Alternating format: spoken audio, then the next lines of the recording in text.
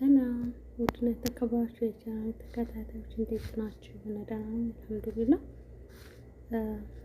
እኔ ሁልጊዜ በቃ አይስክሪም ሳልበላ እንቅልፍ አይወስደኝም። ሁሌ ማለት ኢትዮጵያ ሆኜ ሱካር እየቃምኩ ነበር እንቅልፍ የሚወስደኝ ማለት ነው።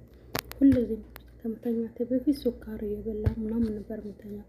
ደግሞ ስደት ስወጣ ደግሞ አይስክሪም ከሌለ ሱካር አሁንም በቃ በጣም ለምዶብኛል እና ስራ ቦታ ቶሎ ቶሎ ነው ሱካሩ የሚያልቀው። ቶሎ ነው የሚያልቀው። ሰዎቹ ደግሞ ምን እዚህ ያለቀ ይላሉ።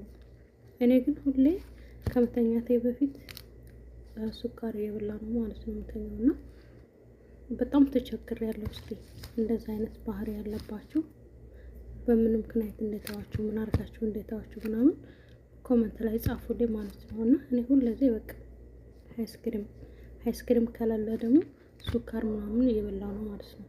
አለዛ እንቅልፍ አይወስደኝም። በቃ ቁጭ ብዬ ነው የማድረው ምናምን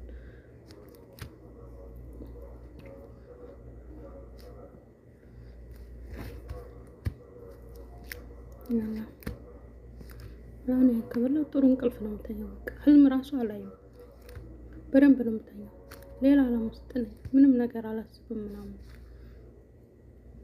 አይስክሪም ካልበላሁ ወይንም ሱካር ካልበላሁ ግን ቁጭ ብዬ ነው ብዙ ሀሳብ ነው የሚመጣብኝ። በቃ ቤት ሰርቼ ቤት አልሰራሁም ምናምን በጣም በህልሜ ብዙ ነገር ኖሮኝ ቤት ኖሮኝ መኪና ኖሮኝ ምናምን ከዛ ስነሳ የለም አይስክሪም ሳልበላ ሳድር በቃ በጣም ነው የሚያቀባጅረኝ ማለት ነው።